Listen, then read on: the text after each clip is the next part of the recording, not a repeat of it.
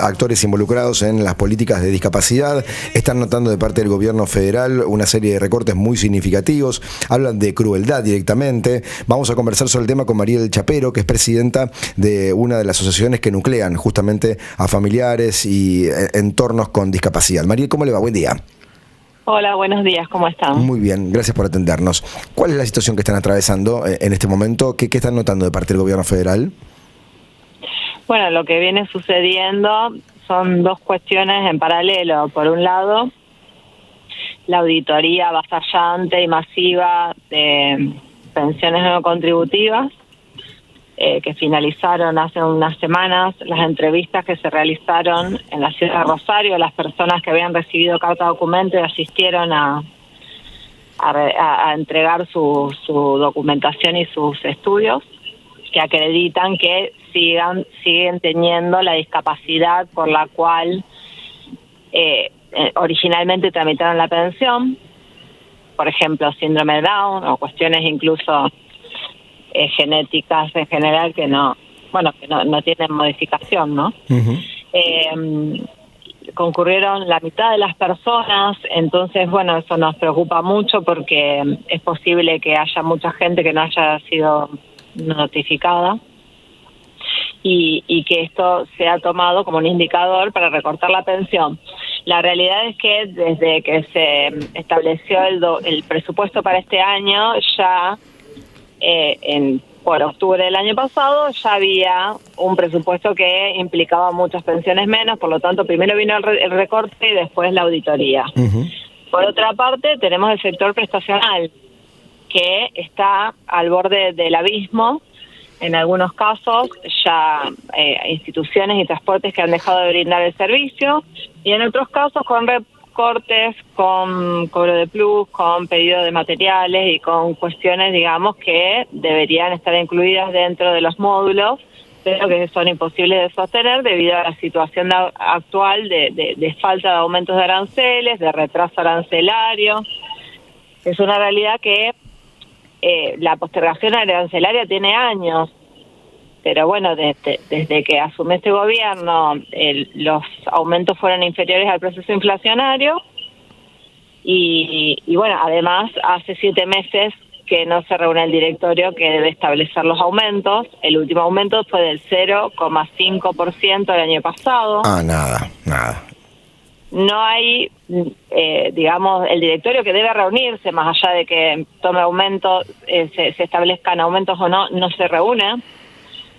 Hay un hermetismo absoluto, no hay posibilidad de diálogo con la Agencia Nacional de Discapacidad. El director de la Agencia Nacional de Discapacidad la semana pasada no asistió al Consejo Federal de Discapacidad.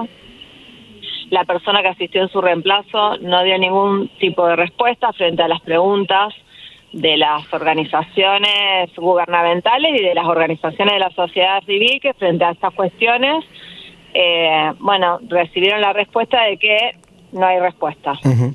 O sea que es un doble escenario, como usted decía al comienzo, ¿no? Un doble juego de pinzas. Por un lado, la cuestión de la auditoría, mucha gente no notificada y que puede perder estas prestaciones, y, digamos, la cuestión prestacional que está absolutamente atrasada, con cápitas muy por debajo del costo, con lo cual, digamos, los servicios están a punto de colapsar. De parte del gobierno, usted dice que ni siquiera van a los encuentros convocados para dialogar, para abordar el asunto. ¿Ustedes lo atribuyen a una práctica deliberada, a un intento de recortar también en esto cuando no corresponde, o había irregularidades y había que transparentar todo?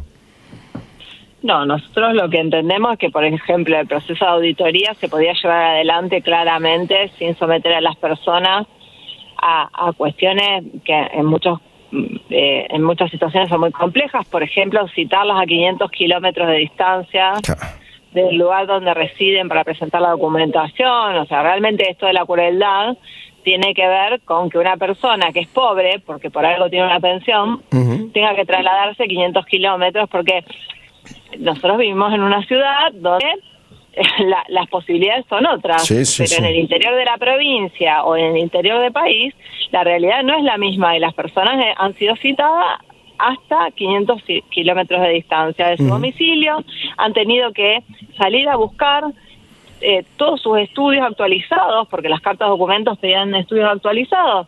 cuando sabemos lo que implica conseguir un turno con neurología, digamos, personas usuarias del sector público, ¿no?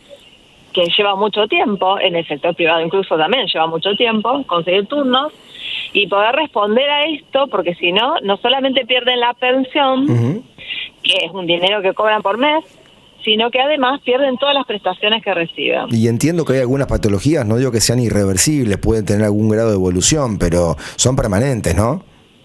Por eso yo hablaba de patologías, o sea, de cuestiones genéticas que no tienen forma de ser modificadas. Claro. Entonces, también el gobierno perfectamente podría haber auditado si hay personas que tienen, no sé, un auto de alta gama, como con todas estas cuestiones que se dicen, ¿no? Toda esta información. Bueno, hay irregularidades, personas que tienen yates y tienen pensión. Esto es muy fácil de resolver. Sí, claro. ¿Sí? Se entrecruzan datos rápidamente con algún organismo recaudador, provincial, nacional.